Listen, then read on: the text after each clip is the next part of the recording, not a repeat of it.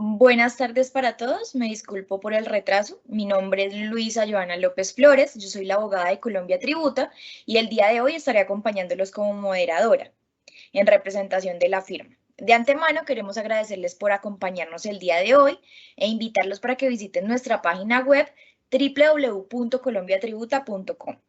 Cualquier tema en específico o solicitud de algún servicio podrán contactarme a través de mi correo electrónico jurídica@colombiatributa.com.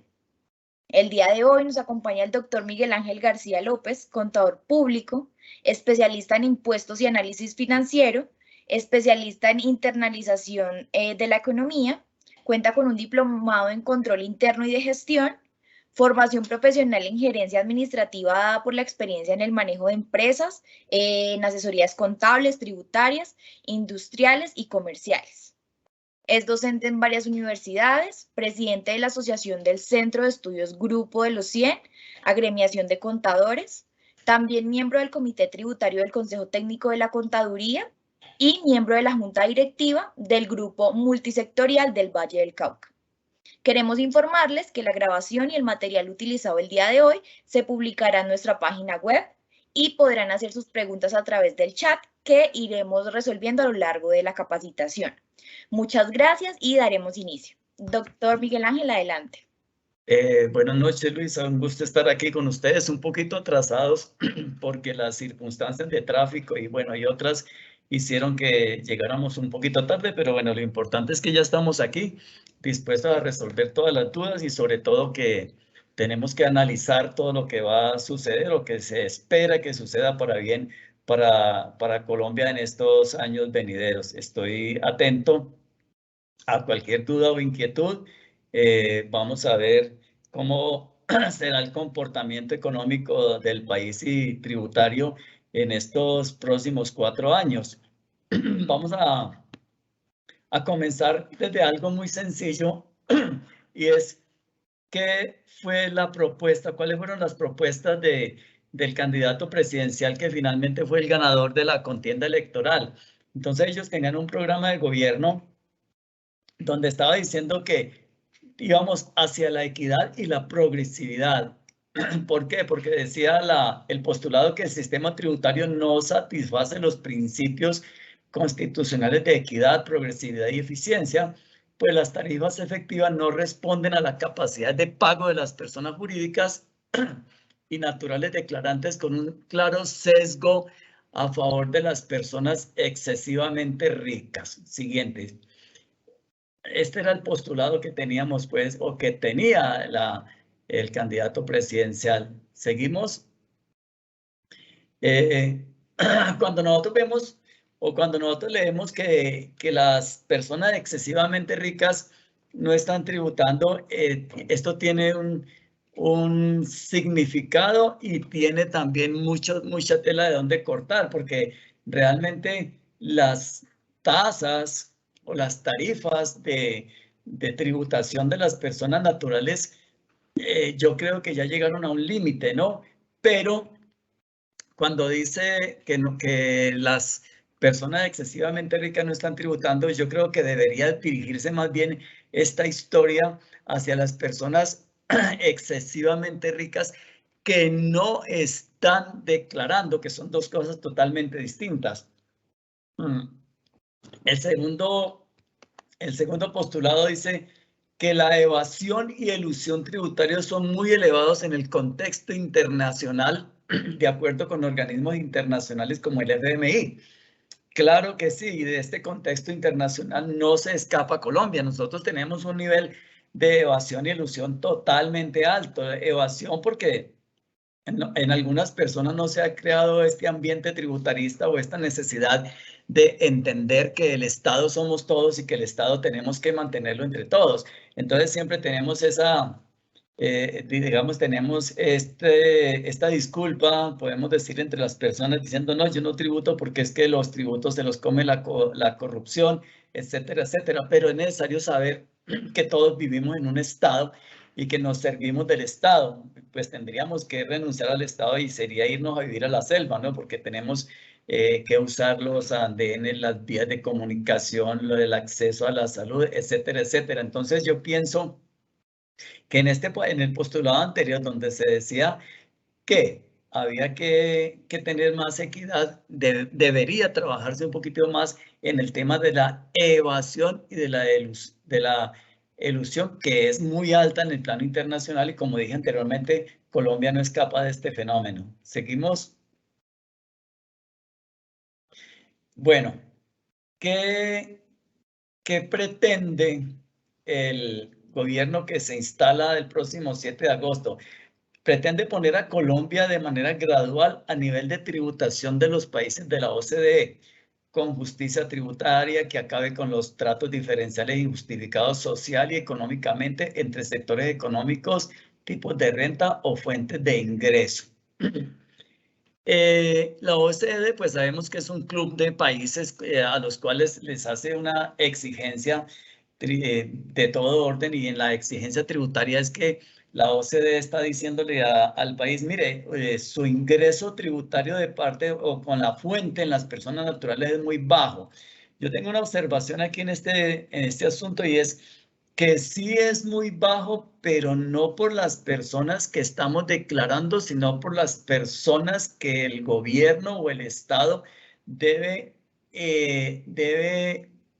matricular o debe insertar en este universo de contribuyentes. Entonces, cuando nosotros decimos es muy bajo, estamos recaudando muy poco, y vuelvo a decirlo, no es por las personas que estamos declarando y no por las personas que están fuera de la tributación. Entonces, de esta manera, la tarea principal del gobierno debe ser hacer un programa de fiscalización amplio que pueda abarcar a todos los contribuyentes que están por fuera del sistema, a pesar de los grandes avances tecnológicos que ha tenido. En este momento la DIAN, por ejemplo, tiene factura electrónica, nómina electrónica. El 2 de agosto inicia el documento soporte electrónico. Tenemos ahora muy nuevo el tema del acuse de recibo de mercancías y acuse de recibo de servicios electrónico también. Así que el gobierno cuenta con unos mecanismos muy avanzados tecnológicamente. Sin embargo, siempre queda un universo grande. ¿Por qué? Porque existe un gran problema de informalidad, que es lo que el gobierno tiene que entrar a atacar.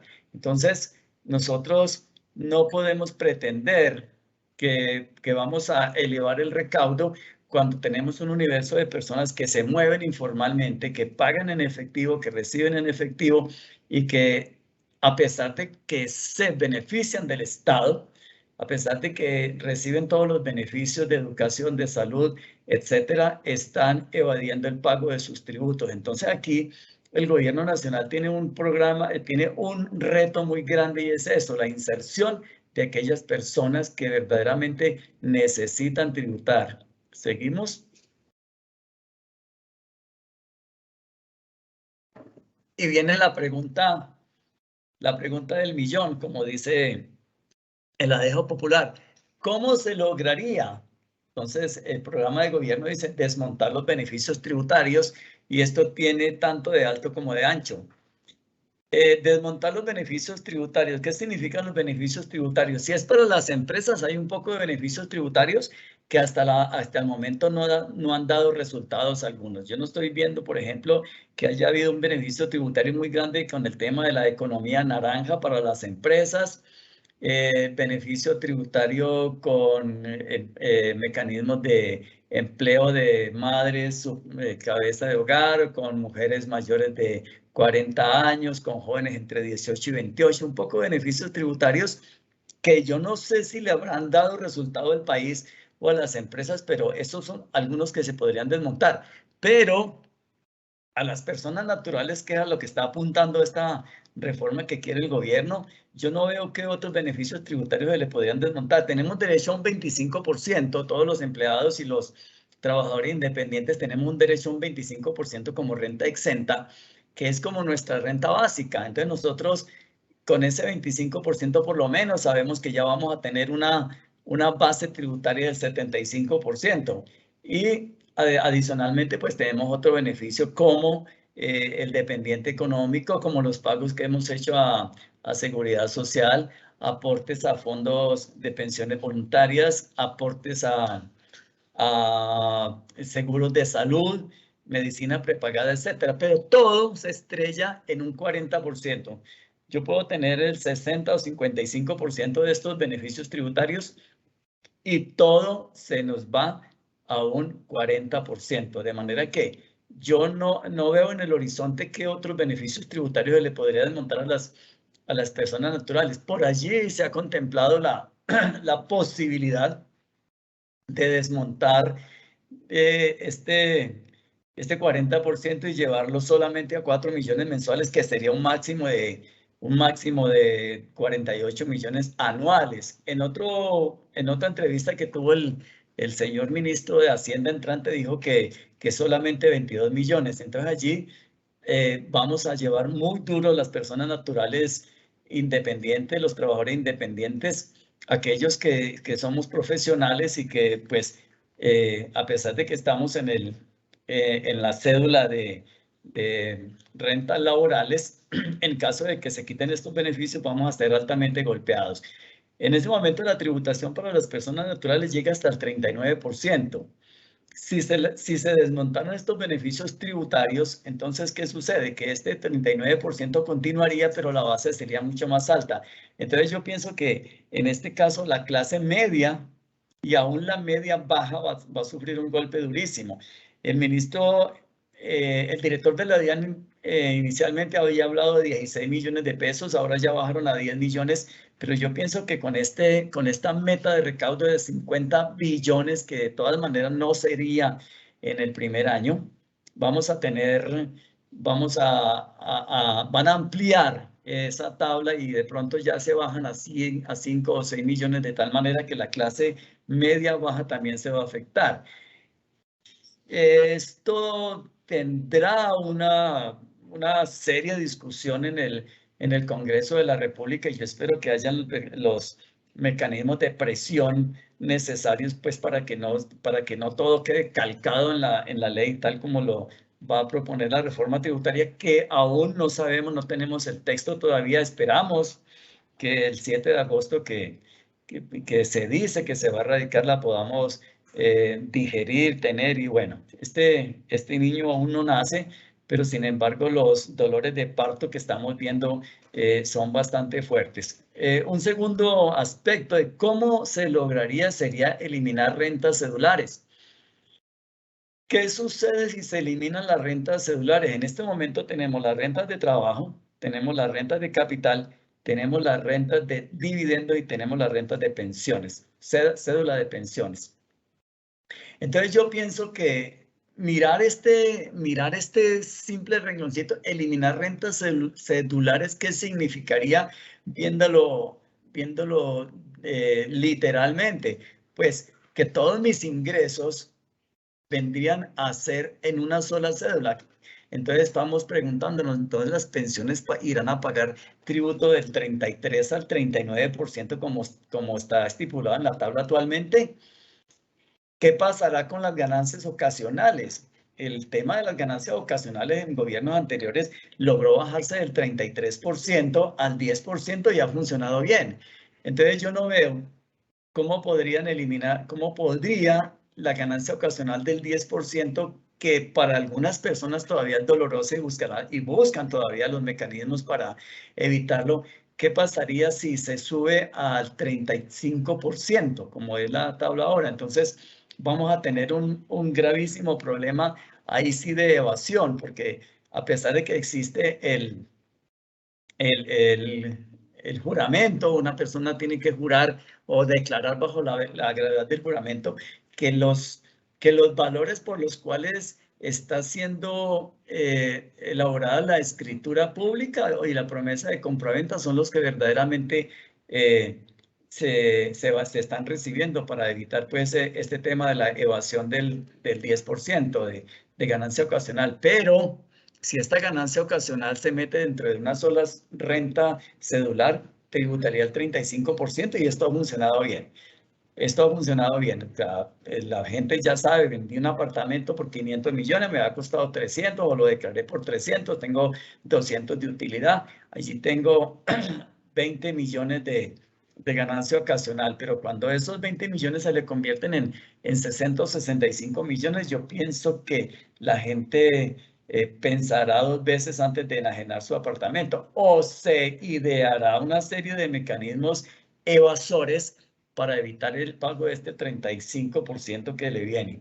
Entonces, eliminar rentas cedulares tiene una connotación demasiado significativa tanto para las personas de mayores como de menores ingresos. ¿Y qué tal si dentro de las mismas rentas cedulares coloco los dividendos? Resulta que los dividendos en este momento de 300 VT hacia abajo, cero. De 300 VT hacia arriba, bueno, viene una tributación del 10%, entendiéndose que ya las sociedades han pagado el impuesto de renta, ya las sociedades van a pagar el 35% y entonces el 35% que pagó la sociedad y el 10% que está pagando el inversionista, tenemos una tributación del 45%. Pero si la ponen en la misma renta cedular, querría decir que los dividendos van a tributar el 35% en la sociedad y el 35% en la persona natural y saldría pues una tributación del 70%. Entonces regresamos al año 1986 cuando teníamos la doble tributación y se logró que esto desapareciera con la ley de reforma tributaria de ese año. Pero si nosotros volvemos a este esquema, sería retroceder 40 años en la historia. De todas maneras, este tema de eliminar las rentas cedulares tiene una connotación muy grande y yo pienso que el Congreso de la República, en su sabiduría y con la ayuda de los técnicos que deberán estar allí, va a tener que trabajar mucho en este aspecto. No creo que en esta reforma tributaria vaya a suceder esta eliminación de las rentas cedulares. El tercer aspecto de cómo se lograría dice que decretar dividendos al menos en un 70%. Entonces, decretar dividendos al menos en un 70% quiere decir que se va a obligar a las empresas en general a que tiene que distribuir sus dividendos. Ya no habrá ese incentivo de capitalización, ya las empresas no van a poder tener los recursos suficientes para innovación, pues para renovación de equipos, de maquinarias, porque se tendrá que decretar dividendos en un 70%. ¿Por qué? Porque al decretar dividendos en un 70%, entonces vamos a tener la tributación de la empresa y la tributación de los accionistas. Entonces, yo no pienso que sería beneficioso y pienso que el Congreso de la República también dará esto, pues, le dará esto un análisis mucho mayor, le dará esto la vuelta que necesita, porque no es posible que vamos a estar pues encajonados en esa camisa de fuerza de que Dios los dividendos, que los resultados operacionales tengan que dividirlos mínimo en un 70%. Entonces, el cuarto, normas penales por evasión. Yo le dije al director de la DIAN entrante cuando hizo este anuncio que no puede haber normas penales por evasión cuando el estatuto tributario tiene tantos artículos que son funestos, cuando tiene corrupción dentro de las toldas de la DIAN. Eso es una verdad de a puño, en eso no hay que inventar nada. Y cuando hay artículos tan injustos como por ejemplo el artículo 429 del Estatuto Tributario, obliga al contribuyente a pagar un IVA que no ha recaudado, porque resulta que actualmente el recaudo del IVA pues se hace con el recibo de caja. Pero la DIAN le obliga a uno, o la ley mejor, le obliga al contribuyente a que tiene que pagar el IVA con la facturación. Entonces dice por allá el defensor de esto, no, lo que pasa es que existe una ley existe una ley que obliga a los grandes superficies, a los grandes proveedores a que tienen que pagar dentro de 30 días. Es una ley que se quedó escrita. ¿Por qué? Porque cada empresa cada contribuyente, cada afectado tiene los mecanismos necesarios para evadir esto. Entonces, una superficie, una gran superficie, le dice a su proveedor, venga, la ley me obliga a mí a pagarle a usted en 30 días, y eso está bien en la ley, pero si usted no me da una factura a 60 o 90 días, entonces, ¿qué voy a hacer yo? Voy a comprarle a otro proveedor. Le compro si me deja que le permita pagar a 90 días o a 120 días. O si no, busco otro proveedor. Entonces, allí está el kit del asunto. Esas normas penales por evasión no se pueden establecer hasta tanto existan estos artículos como el 429 del Estatuto, el 580-1 del Estatuto Tributario, que yo no sé en qué momento lograron introducirlo al Estatuto Tributario, pero es lo más regresivo, lo más funesto y lo más incómodo. Presenta el contribuyente la declaración de retención en la fuente y resulta que tiene 2 meses para pagarla. A los 61 días, la declaración se da por no presentada. Entonces, ¿qué sucede? Se da por no presentada, pero el señor tiene que volverla a presentar y pagar una sanción. ¿Por qué esto no se explica cuando la DIAN tiene todos los mecanismos legales para lograr el recaudo de este tributo? ¿Por qué tiene todos los mecanismos? Porque es un impuesto penalizable. Quiere decir que si yo no pago esta retención en la fuente, así como el IVA, pues a mí me van a poner de pronto una denuncia penal, voy a tener el embargo de mis cuentas, etcétera. Entonces, estos 4 elementos que dice el programa de gobierno que se utilizarían para lograr mayor tributación, mayor recaudo, hay que examinarlos con lupa con estas observaciones que le hemos hecho esta noche. ¿Seguimos?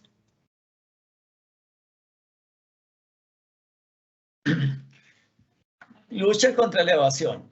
Bueno, esta es la lucha que debe haber emprendido no el gobierno que se va a iniciar, todos los gobiernos. La lucha contra la evasión significa una exacción fiscal más estricta. Entonces, el diccionario de la Real Academia dice que exacción es la exigencia de pago de impuestos, multas, deuda, etcétera, y B, cobro injusto y violento. Yo creo que en la lucha contra la evasión, obviamente que hay unos cobros injustos y violentos, eso lo hemos visto toda la vida, y exigencia de pago de impuestos, multas, deudas, pero ¿cómo hacerlo? Entonces nosotros tenemos en este momento a las divisiones de fiscalización de la DIAN, haciendo una fiscalización a las personas que ya le hemos servido a la entidad nuestras declaraciones, nuestros tributos, nuestros impuestos. Entonces uno ve unos programas de fiscalización tan, digamos, tan ridículos como preguntarle a la gente, mire, ¿usted por qué ¿a usted por qué le declararon o le registraron en Exógena X plata y usted declaró menos? Señores, el Estatuto Tributario, artículo 27, dice que para las personas naturales, el ingreso se declara cuando se recibe efectivamente en dinero o en especie, excepto pues los dividendos que son declarables cuando la empresa los declara y ya figuran en la contabilidad de la empresa como un pasivo exigible. ¿Ok? Entonces, la DIAN está gastando tiempo precioso y está gastando energías, está desgastándose con los contribuyentes en unos programas de fiscalización que no tienen razón de ser. Están pidiéndole a los contribuyentes que tienen saldos a favor en IVA grandísimos. Mire, explíqueme por qué este tiene saldo a favor. Señores, tenemos este saldo a favor porque nosotros somos exportadores o somos productores de bienes exentos. Por la dificultad en pedir las devoluciones, nosotros no la hemos pedido, está allí.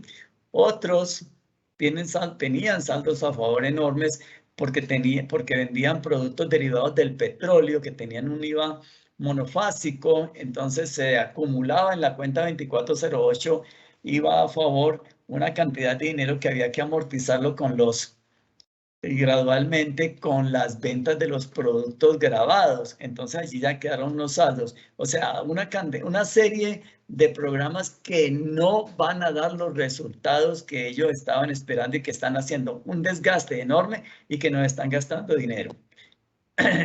Dice también que los gobiernos municipales establecerán tasas de impacto para mejorar la capacidad fiscal. Y esto les gusta mucho a los alcaldes. Entonces, en este momento, una persona tiene un apartamento de un catastral de 100 millones de pesos y ya paga 1 millón de pesos. Yo no sé hasta dónde pretenderá el gobierno nacional con este programa, que las personas de la clase media y media alta tengan que pagar impuesto predial de acuerdo con el avalúo comercial de los muebles. ¿Cómo lo van a hacer, de los inmuebles, perdón? ¿Cómo lo van a hacer? Yo no sé, no tengo idea. Allá están los técnicos, pero esto es un golpe muy duro. La tercera, impulsar impuestos saludables. Bueno, ya están hablando del impuesto a las bebidas gaseosas, a los alimentos procesados y bueno, esto no le va a dar al Estado mucho dinero, pero de pronto es importante que mejorará la salud del pueblo, ¿no? Porque estamos en un problema de obesidad muy alto, etcétera. Entonces, el impulsar impuestos saludables realmente no va a aumentar el recaudo, va a ayudar al sistema de salud a tener menos enfermos. Y yo no creo en mi apreciación personal, yo no pienso pues que poner impuesto a las bebidas y azucaradas y a los productos procesados vaya a causarle un gran daño a la población. Yo no creo que vaya a tener esto el impacto tan grande, pero no me opongo tanto a esto porque de verdad que sí ayudará mucho a la salud. Y la cuarta dice aumentar el espacio fiscal cerca de 5 puntos del PIB. Y eso es lo que pretende el gobierno y a esto es que vamos apuntando en esta reforma tributaria. 5.5 es gravísimo, estamos hablando de 55 billones de pesos. Yo no sé si le dará resultado a esto al gobierno, si la discusión será muy brava, pero 5.5 puntos del PIB han dicho los expertos que es casi imposible obtenerlo. ¿Por qué? Por lo que ya dije anteriormente, la base tributaria de las personas naturales no está dada por las bajas tarifas, sino porque el universo de personas naturales declarantes tiene que ampliarse. ¿Seguimos?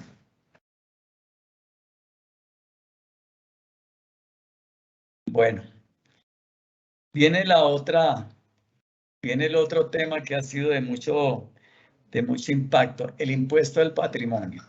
En este momento tenemos impuesto al patrimonio líquido grabado por encima de 5.000 millones. Creo que concluyó en el año 2021 y ahora el gobierno pretende grabarlo a partir de 1.000 millones. En mi concepto personal, yo no creo que una persona con 1.000 millones sea rico. Es que 1.000 millones es el pedazo de tierra que me dejaron por allá en la vereda tal, y eso ya vale 700 millones o 600 millones y un apartamento que vale 400 y un carro, ahí están los 1.000 millones. Entonces pretenden que a partir de 1.000 millones se grabará el impuesto al patrimonio y esto ha tenido muy buena acogida entre los comentaristas. Parece que no se oponen porque dicen, bueno, la clase pobre no tiene 1.000 millones.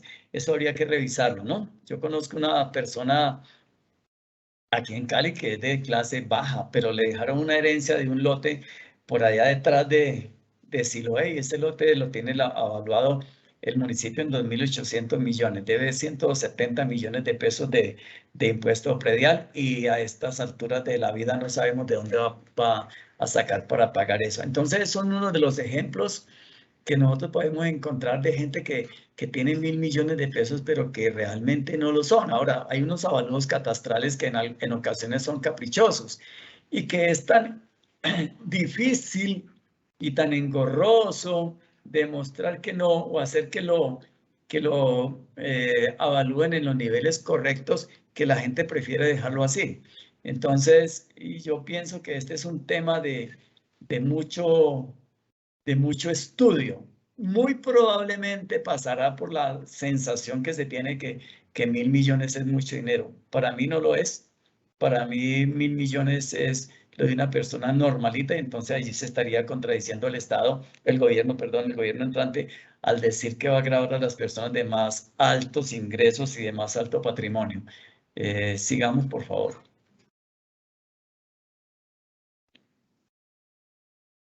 Hay un impacto gravísimo que estábamos hablando anteriormente, y es con la unificación de la tabla. Entonces yo hice un pequeño ejemplo de qué pagaría una persona con la tabla actual, y una persona natural que se gana 50 millones de salarios al año y en dividendos 50 millones. Entonces, con la tabla actual, esa persona estaría pagando 1.629.000 pesos de renta, dividendos 3.860.000, quitando los primeros 300 VTs, y total pagaría 5.489.000. Paga actualmente. Tengo por acá otro ejemplo chiquitico para una persona que ya se gana 10 millones de pesos. 10 millones de pesos son 120 millones de pesos anuales. Paga en seguridad social 10.800.000, le queda un ingreso neto de 109.200.000. Actualmente tiene derecho a unas exenciones del 40%, entonces ya tiene 43.680.000 y tiene una utilidad gravada de 65.520.000 y paga 5.275.000. En el caso mío anterior pagaría un poquito más, pero en este caso que tengo aquí, está pagando el 8.5%, o sea, el 0.53% mensual. Me gano 10 millones, pago el 0.53, bueno, aceptable, 5.275.000. Pero, sí, bueno, y seguimos con la segunda de la tabla, que es una persona que está ganando 15 millones. Entonces ya lo que están diciendo los expertos, que es un rico de 15 millones, se gana 180 millones al año, paga 16.200.000 de seguridad social, le queda un ingreso neto de 163.800.000, tiene deducciones de 65.520.000, se topan al 40% y le queda una utilidad gravada de 98.280.000.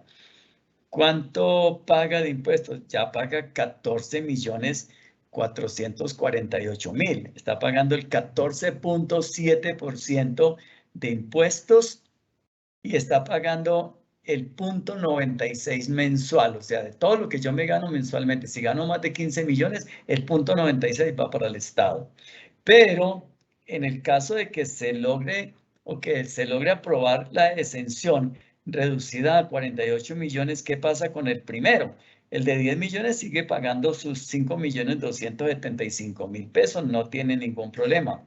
Pero el de 15 millones ya no pagará 14.448.000, sino que pagará 19.353.000. O sea, pasa de pagar el 14.7 a pagar el 16.71, y mensualmente pasa de pagar un 0.96% al 1.29. Entonces, para que vayamos viendo cómo va a impactar esto a las personas que tengan ingresos aceptables de 10 millones hacia arriba. Entonces, no es tan cierto que los de altos ingresos estén tributando menos. Como lo dije anteriormente, no es que estén tributando menos, sino que el universo está chico y a ellos deben salir la DIAN a buscar. ¿Seguimos? Aquí tengo, si unifican la tabla, en un ejemplo que tengo allí en la pantalla, si unificaron la tabla y suponga que quitan las exenciones. Aquí en el ejemplo que yo leí, solamente estaban reduciendo las exenciones a 4 millones mensuales, o sea, 48 millones anuales. Pero si unifican la tabla y quitan las exenciones, esta persona que gana 50 millones en salario y 50 millones en dividendos tendría unos ingresos de 100 millones y el impuesto según la tabla sería de 14 millones 319, o sea, estaría tributando el 14.3 y el aumento del impuesto sería del 161%. Este es el escenario más trágico, ¿no? Este es el escenario más trágico. Entonces, esperamos que esto no vaya a pasar. Entonces, aquí estamos teniendo en cuenta que los beneficios, pues, de descuento por dependiente, de renta exenta, de deporte de la salud, se irían todos. Dijeron que unos han dicho que sí, otros han dicho que no. Esperamos que no, porque es que las personas de clase media con 15 millones de pesos, yo quisiera saber cuánto les queda para recreación, cuánto les queda para vestido, cuánto les queda para educación de los hijos. Entonces no estamos ante un escenario o no estamos en una realidad de gente que gana dinero y que lo guarda y que no quiere tributar, sino de gente que vive ajustada a ese presupuesto y apenas con 15 millones alcanza a vivir aceptablemente bien como debe ser. ¿Seguimos? Sigue. Entonces, esta ubicación, en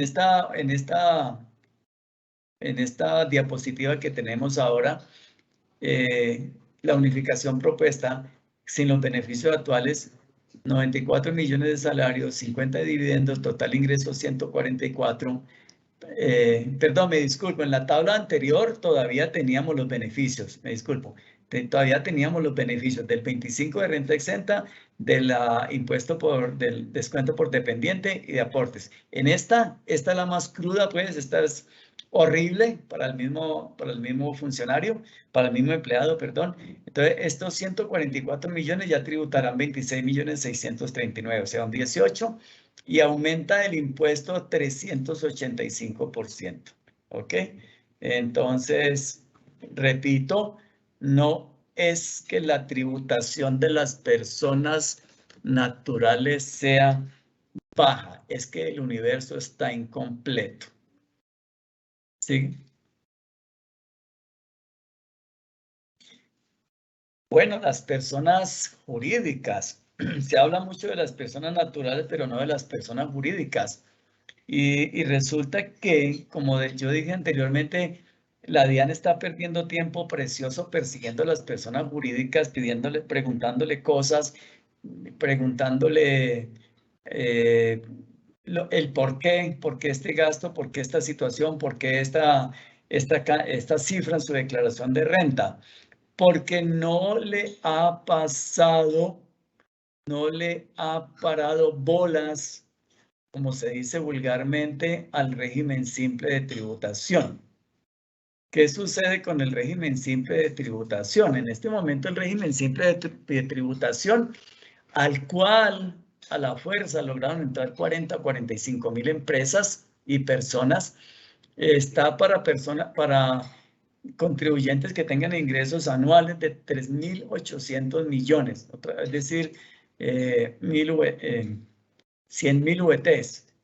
100.000 VTs, pero la ley dijo que en esta categoría de régimen simple de tributación, la DIAN podría ingresar a muchas más empresas de acuerdo con su real saber y entender, pero resulta que la DIAN no hizo ningún esfuerzo. La DIAN recibió a los que se acogieron, los recibió y bueno, ahí los tiene. Las tarifas personalmente no me parecen tan atractivas, pero son muy aceptables y en la mayoría de los casos, pues, la tributación es más o menos similar a aquella que tendrían si tuvieran si no pertenecieran al régimen simple de tributación, pero es una oportunidad de oro que está perdiéndose la DIAN.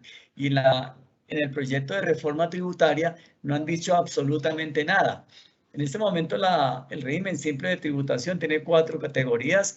Su tabla comienza desde el 1.8 hasta el 14.5. Aceptable, totalmente aceptable. Pero yo pienso que la lógica sería que se estimulara la inserción de las empresas y personas al régimen simple de tributación, pero duplicando las bases, duplicando los topes. 3.800 millones podrían ser 7.600 millones. Se quita la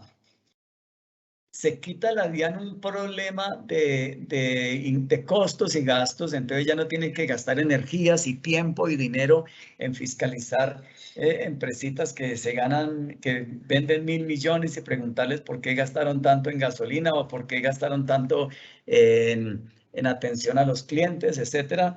Se quita esto y se puede ir la DIAN a perseguir a los verdaderos evasores. Allí sí podría aumentar el universo de declarantes porque los funcionarios de fiscalización podrían trabajar en esto porque ya se quitaron un universo de empresas que no les harán perder tiempo. Quedan las grandes, bueno, quedan empresas que vendan más de 8.000 millones, eso está bien, pero hay que buscar a los que están verdaderamente evadiendo. Y estas 4 categorías o grupos de empresas que pueden ingresar al régimen simple de tributación, podría ampliarse y podría simplificarse. Ya sabemos, todos sabemos que el régimen simple de tributación no es tan simple. Bueno, hay que presentar 6 declaraciones o 6 recibos de pago anuales, el 2593. Hay que presentar el IVA anual, la declaración de IVA anual y la declaración de renta anual también, pero esto es tolerable.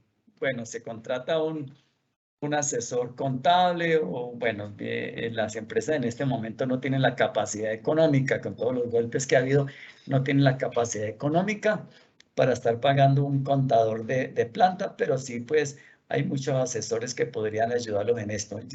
No es tan simple, pero tampoco es tan difícil, tan imposible aplicarlo. Entonces, pienso que el régimen simple de tributación es un asunto en el que se debe enfocar la reforma tributaria. Reforma tributaria sí, pero reforma tributaria que ayuda a las empresas. O sea, si el gobierno nacional en su próxima reforma no ayuda a las personas, se estará pegando un tiro en el pie. ¿Por qué? Porque necesita incrementar la base de empleo.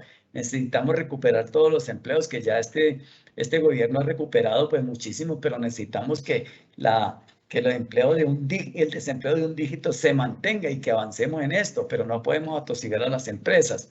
Otro aspecto importante y con el cual hemos venido luchando hace muchos años es el tema del régimen sancionatorio.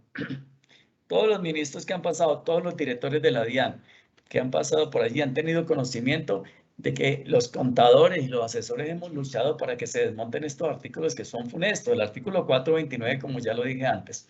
El artículo 580-1, pues las declaraciones de retención en la fuente ineficaces no tienen sentido, no deben existir. No debe existir este artículo, debe eliminarse. El 600 propone 3 plazos para la presentación de la declaración de IVA. Está bien que un contador se equivoque, es muy normal que un contador se equivoque, que era bimestral y la presentó cuatrimestral, o que era cuatrimestral y la presentó bimestral. Si era cuatrimestral y la presentó bimestral, es un beneficio para el Estado porque ya captó los recursos. Y sin embargo, las empresas son sancionadas duramente, durísimamente, por haberle pagado al Estado con anticipación los tributos. Este artículo 600 no tiene razón de ser. El 647, todos los litigios de la DIAN con los contribuyentes se basan en el 647. No solamente la Constitución Nacional dice que nadie puede ser castigado 2 veces por el mismo delito, pero en la ley esto está establecido. Cuando a una persona la encuentran que está evadiendo impuestos, que colocó costos y gastos inexistentes o que colocó gastos incompletos. Entonces, no solamente se está castigando con el desconocimiento de este costo y gastos, sino que le graban con una sanción por inexactitud, que en este momento fluctúa entre el 100 y el 160%. Esto no puede existir en un Estado moderno. En un Estado moderno, la autoridad tributaria tiene que acercarse al contribuyente para poder lograr efectividad en el recaudo de los tributos. Entonces, ese artículo ha hecho pues que muchísimas personas se vayan hasta el Tribunal de lo Contencioso Administrativo y esperemos el fallo a ver qué sucede. Y el último, el artículo 651 del Estatuto Tributario, mortal, absolutamente mortal. En este momento, los contribuyentes, tanto empresas como personas naturales, como contadores, estamos esperando que para este año la DIAN desmonte definitivamente la información exógena, que contempla sanciones hasta de 15.000 UETs por una corrección, por una extemporaneidad, por una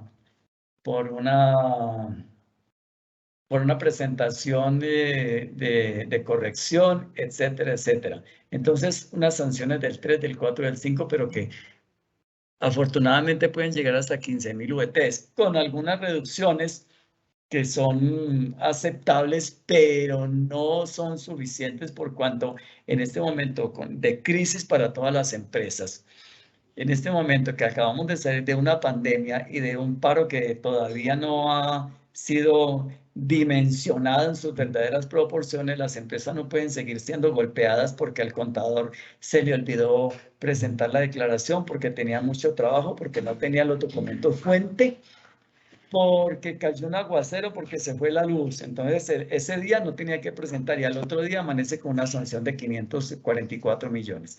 Estos artículos tienen que desmontarlos si el gobierno quiere eficiencia y si el gobierno quiere tener una amistad entre el Estado y el contribuyente. Entonces, para las empresas creadoras de empleo, el 96% de las empresas en Colombia son medianas y pequeñas y producen el 70% del empleo. Sin embargo, son las más golpeadas, son las más molidas, son las más visitadas, son las menos comprendidas y son las más sancionadas.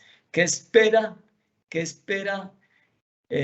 para las empresas con este nuevo gobierno y con su reforma tributaria? Que tengamos benevolencia, que seamos tratados justamente y que por favor estas sanciones, estos artículos del Estatuto Tributario funesto y sancionatorio sean modificados o eliminados para que nosotros podamos hacer patria, porque nosotros hacemos patria es creando empleo y tributándole al Estado y tributación justa. ¿Seguimos? Bueno, yo estaba diciendo ahí en esta diapositiva que Carrasquilla se cayó por menos, porque cuando presentó la reforma tributaria que llenó la copa para que hubiera el paro del 28 de abril del año pasado, el ministro de Hacienda pretendía recaudar 23.2 billones de pesos. Ahora están pretendiendo recaudar 55 billones. Están diciendo que gradualmente, pero necesariamente tendrá que revisarse esta pretensión del Estado, necesariamente. Así que nosotros esperamos que haya una sensatez. Me tranquiliza un poco el equipo económico porque me parece que hay un ministro de Hacienda que conoce las cosas, que tiene un conocimiento macro muy bueno, pero esperamos que haya sensatez y que no todo lo que el gobierno esté proponiendo vamos a tenerlo. Vamos a bajar un poquitico esta diapositiva hasta donde están los cuadros, que ya lo mostré.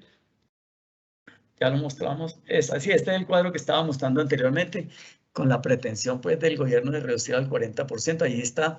Entonces, fíjense ustedes, una persona que se gane 20 millones de pesos mensuales tiene que pagar 23 millones anuales de impuestos. Estamos hablando del 1.2%, del 1.16, pero en este momento, pero esa misma persona, bajemos un poquito, en este momento una persona está pagando esto, 16 millones, ya lo está pagando, a mí no me parece, pero si se pretendiera esa reducción,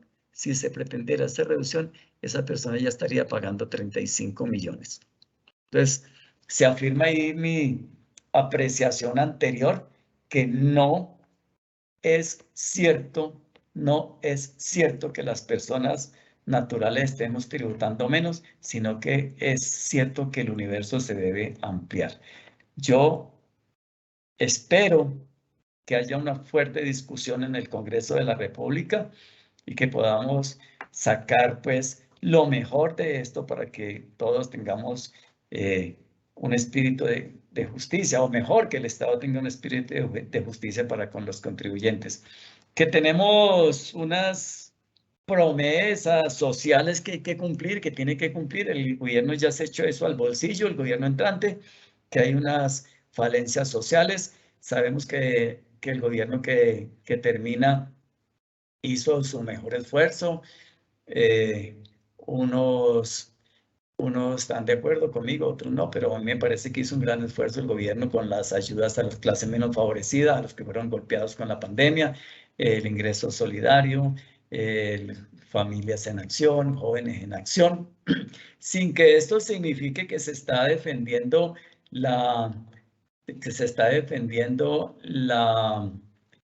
digamos, las dádivas, o que haya un proyecto de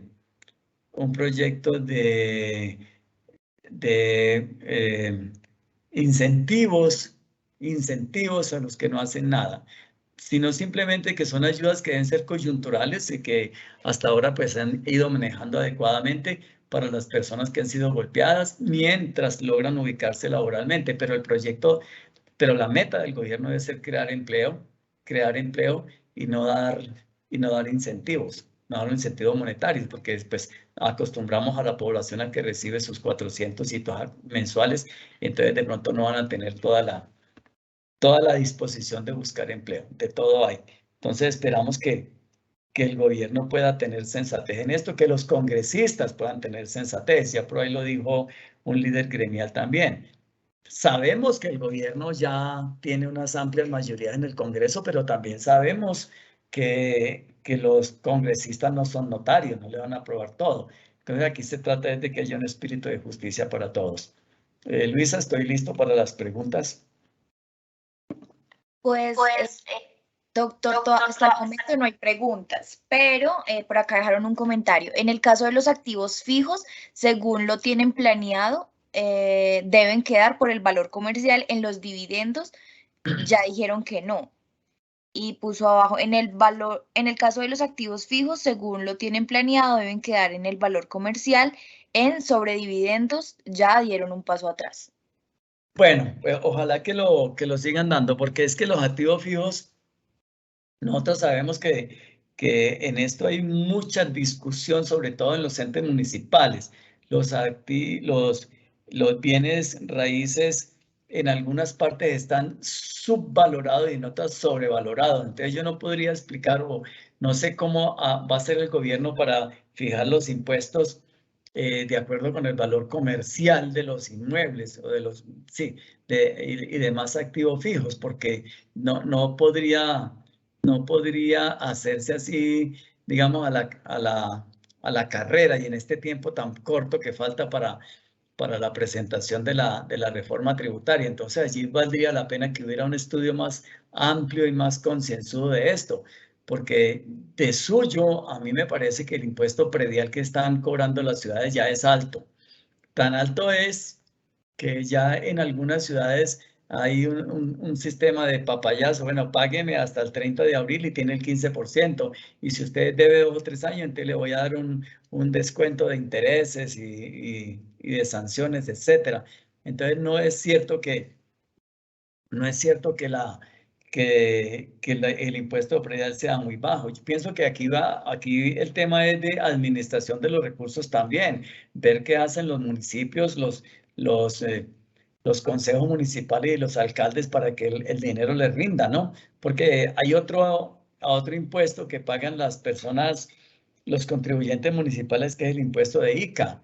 El impuesto de ICA es bastante duro porque grava el ingreso y no la utilidad. Entonces aquí hay un tema pues también, también sensible. El régimen simple de tributación del que hablábamos anteriormente también es beneficioso para los municipios porque involucra en la misma declaración involucra en la misma tarifa el impuesto de industria y comercio y lo traslada a los municipios de acuerdo con la tabla que ellos suministraron. Entonces, esto es uno de los beneficios del régimen simple de tributación, del cual no han dicho nada, pero que ojalá se incentive y se incrementen las bases. Bueno, los dividendos, obviamente no debe meterlo en la misma tabla, eso es imposible. Es que no podemos tener sociedades tributando al 70%, no podemos tener esas entidades tributando al 70% porque esto está matando el deseo de invertir. Entonces, como dije anteriormente, se pueden dar un tiro en el pie, porque por tratar de sacar un mayor ingreso, de pronto van a desestimular la creación de empresas, pueden desestimular la inversión. Entonces, ¿qué va a pasar? De pronto se va a incrementar para los que no vayan a sacar sus capitales del país, de pronto se va a incrementar el ahorro en los bancos, que yo no sé qué consecuencias tributarias podrá tener esto, ¿no? Pero lo que se necesita es creación de empleo. Necesitamos es que las empresas sean estimuladas, que las empresas sean impulsadas a la creación de empleo mediante la reducción del impuesto y mediante la reducción y eliminación de las sanciones.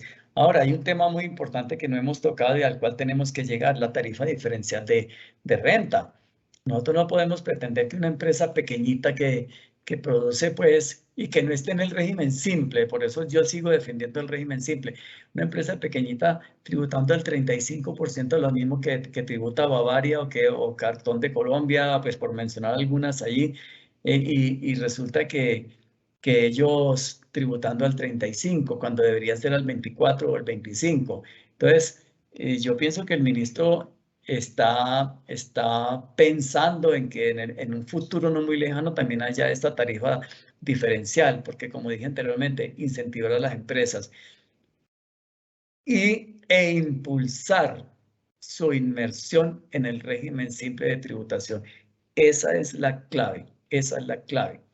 Quitamos el problema de fiscalización de costos y gastos. Recaudamos efectivamente el IVA cada 2 meses, recaudan los municipios impuesto de industria y comercio, bimestralmente también, no tendrán que esperar a un año, independientemente del acuerdo que ellos tengan con el gobierno nacional de la transferencia, y podremos tener una generación de empleo mucho más amplia.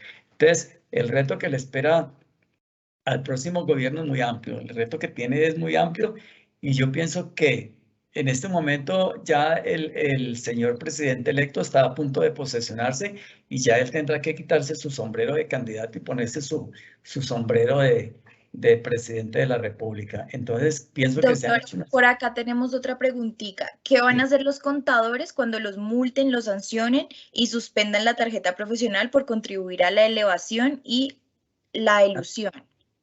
No, pues nosotros los contadores tenemos este problema hace muchos años. Nosotros tenemos un problema doble, miren. Si la DIAN comprueba que el contador permitió, toleró o aceptó la inclusión de datos falsos, entonces tiene unas sanciones que están allí en el estatuto tributario y que eso es un tema pues que tiene mucho de dónde cortar y que es tema de otra charla. Primero. Segundo, está nuestro contribuyente, nuestro cliente. Siempre que nuestro cliente recibe una visita de la DIAN, ¿a quién pone a que la atienda? El contador. Cuando se encuentra algún error, ¿no? O alguna diferencia, bien sea por dolo o bien sea por error, el contador es el responsable. Cuando la DIAN le aplica una sanción al contribuyente, el contribuyente pretende que él sea el contador el que le pague esta sanción.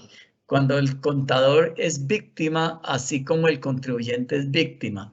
Entonces yo pienso que los gremios de contadores tenemos que estar más unidos, ser más fuertes, respaldar nosotros como contadores individuales, respaldar a nuestros gremios porque tenemos que emprender una lucha para desmontar también estos artículos del Estatuto Tributario que nos sancionan injustamente y para educar a nuestros clientes en el sentido de que no somos responsables de todas las sanciones que la DIAN les quiere imponer a ellos. Entonces yo pienso que el trabajo que tenemos es muy grande como contadores públicos. Nosotros vamos seguimos luchando en esto, tratando de que el contador público es un servidor del Estado y un servidor de nuestro cliente, no tenga esas responsabilidades que se le han endilgado, porque entre otras cosas, como revisores fiscales, por ejemplo, no tomamos participación en las decisiones de los administradores. Sin embargo, el Estado nos hace responsable de cualquier falla que haya, de cualquier error o de cualquier acto doloso que se cometa. Entonces los contadores públicos somos aliados del Estado, pero llevamos palo del Estado. Y somos aliados de las empresas, pero llevamos palos de las empresas. Entonces estamos en la mitad de una lucha la cual no tenemos nosotros que afrontar solos. De allí que si nosotros logramos que en la próxima reforma se desmonten esos artículos nocivos del Estatuto Tributario, sanción mínima, pago del IVA sin recaudarlo, declaraciones de retefuente ineficaces, plazos de presentación de IVA, pues los plazos de presentación de IVA trimestral, bimestral, cuatrimestral y anual. El 651, que es el peor de todos, que sanciona por exógena a unas tasas exageradas, y el 647 sanción por inexactitud. Se nos aliviarán muchísimo las cargas. Hay que sancionar a la gente, nosotros no estamos en contra de que haya sanciones, pero que sean sanciones moderadas, no sanciones confiscatorias. Es que las sanciones que existen actualmente son para desaparecer a las empresas. Entonces desaparece una empresa, la DIAN peleando 50 o 100 o 150 millones, los cuales no es capaz la empresa de pagar. Y entonces se pierden 10, 15 o 20 empleos. Tenemos datos, tenemos ejemplos y esto es una realidad que el gobierno entrante debe entender y ojalá que como esto es ley de la República, nuestro Congreso en su sabiduría sepa escuchar la voz de los empresarios para que haya unas relaciones más armoniosas y justas entre Estado contribuyente. Doctor, por acá hay otra. ¿Qué piensa de la cárcel para los corruptos y los evasores? Hay dos categorías. Es que cuando una persona es corrupta y se le ha comprobado que es corrupto, debe pagar. Eso lo tenemos entendido todos. Pero en un estado tan ¿cómo le digo? Tan ineficiente, ¿no? En un sistema tributario tan ineficiente también, es imposible, se van a ir muchas personas inocentes a la cárcel, porque yo tengo casos de gente que está con denuncias penales porque deben 5 millones de pesos de IVA que no recaudaron. Entonces, ese señor no dejó de pagar ese IVA porque se lo quiso gastar o porque no le alcanzó la plata. Ese señor no lo pagó, fue porque sus clientes no le pagaron. Entonces sus clientes están allá felices o se quebraron o se fueron o simplemente son malas pagas y el señor aquí está afrontando una denuncia penal. Entonces, mientras haya un sistema tributario tan imperfecto y tan injusto y mientras haya un sistema de justicia tan injusto y tan ineficiente, yo pienso que no es conveniente que haya cárcel para los evasores. Ya hay unos topes que si evaden 5.000 VTs o bueno, lo que sea, eso da como 5.000 millones de pesos. Eso, bueno, ya hay por allí como en la ley hay unas penas. Y está la pena, pues, para los que evaden IVA y retención en la fuente, pero cárcel para evasores, así como en palabras sueltas, en palabras tan textuales, esto es injusto mientras, o innecesario o inoperante mientras tengamos este sistema actual de tributación. Mientras tengamos este estatuto tributario a la cual la gente le tiene terror, no podremos tener ese tema. Es que aquí no estamos en Italia, no estamos en otros países donde tienen un sistema mucho más justo, mucho más equilibrado, y no podemos darnos ese lujo. Ahora, el gobierno nacional tiene que comenzar en verdaderamente poner a la DIAN a la altura de las circunstancias y a la altura de su importancia, porque no es posible que en este momento los contadores públicos estemos luchando todavía con la plataforma. Se fue la plataforma, no sirve, no firma, la firma no salió, se comió las contraseñas desaparecieron las contraseñas de los contribuyentes. Mientras tengamos una plataforma Muisca que está obsoleta, muchísimo menos los contadores públicos vamos a rendir. Aquí tenemos un conglomerado de esclavos. Yo he visto contadores públicos a las 3 de la tarde un domingo luchando con la plataforma de la DIAN. Mire usted los grupos de contadores, los grupos de WhatsApp de contadores, y un domingo a las 7 de la mañana haciendo preguntas tributarias y haciendo preguntas técnicas. Entonces, nosotros no podemos fomentar una clase social de esclavos que somos los contadores públicos. En esto sí tiene que ponernos mucho cuidado el Estado. Pero todo está relacionado con la ineficiencia de la DIAN, con la corrupción que se maneja alrededor de la entidad, con la ineficacia de su sistema tributario, con la injusticia de su sistema tributario y con la mala costumbre de los empresarios de querer que el contador sea el que se encargue de todo. Ni siquiera firman las declaraciones tributarias. El contador tiene que hacerle la firma porque para eso le pago. Entonces allí no hay forma de que podamos mejorar las cosas mientras persistan esta serie de circunstancias que se deben mejorar.